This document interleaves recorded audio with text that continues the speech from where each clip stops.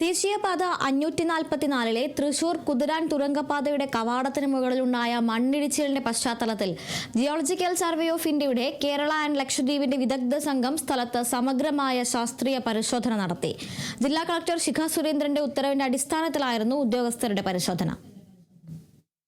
Senior ജിയോളജിസ്റ്റുകളായ Ramesh Kumar, നിശാന്തസ് എന്നിവരടങ്ങുന്ന GSI സംഘമാണ് പരിശോധനയ്ക്ക് നേതൃത്വം നൽകിയത്. ഹസാർഡ്സ് അനലിസ്റ്റ്, വനംവകുപ്പ് ഉദ്യോഗസ്ഥർ, പോലീസ് എന്നിവരും വിദഗ്ധ സംഘത്തോടൊപ്പമുണ്ടായിരുന്നു. തുരങ്കമുഖത്തെയും അതിനു മുകളിലുള്ള കുന്നിൻ ചെരുവിലെയും നിലവിലെ ചരിവ് സ്ഥിരത, മണ്ണ്, പാറ സ്വഭാവം, ജലനിർഗമന സൗകര്യങ്ങൾ, ഭാവിയിലുണ്ടാകാൻ സാധ്യതയുള്ള അപായ സാധ്യതകൾ എന്നിവ സംഘം വിശദമായി വിലയിരുത്തി പ്രാഥമിക വിവരങ്ങൾ ശേഖരിച്ചു.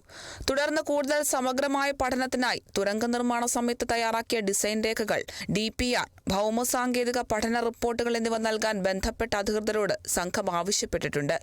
ഈ രേഖകൾ കൂടി പരിശോധിച്ച ശേഷം മേഖലയിലെ അപകട സാധ്യത ഇല്ലാതാക്കാനും പ്രദേശം സുരക്ഷിതമാക്കാനുമുള്ള ശാശ്വത പരിഹാര നിർദ്ദേശങ്ങൾ GSI സർക്കാരിന് സമർപ്പിക്കും. നേരത്തെ ജിയോളജിസ്റ്റ്, ഹസാർഡ്സ് അനലിസ്റ്റ്, മണ്ണ് സംരക്ഷണ ഓഫീസർ, ഭൂജല വനം വകുപ്പുകൾ, കേരള വനഗവേഷണ കേന്ദ്രം, തൃശൂർ ഗവൺമെന്റ് എഞ്ചിനീയറിംഗ് കോളേജ് തുടങ്ങിയവരിൽ നിന്നുള്ള വിദഗ്ധരടങ്ങിയ സംഘവും പരിശോധന നടത്തി ആശങ്കപ്പെടേണ്ട സാഹചര്യമില്ലെന്ന് വ്യക്തമാക്കിയിരുന്നു. Kerala vision news, Thrissur.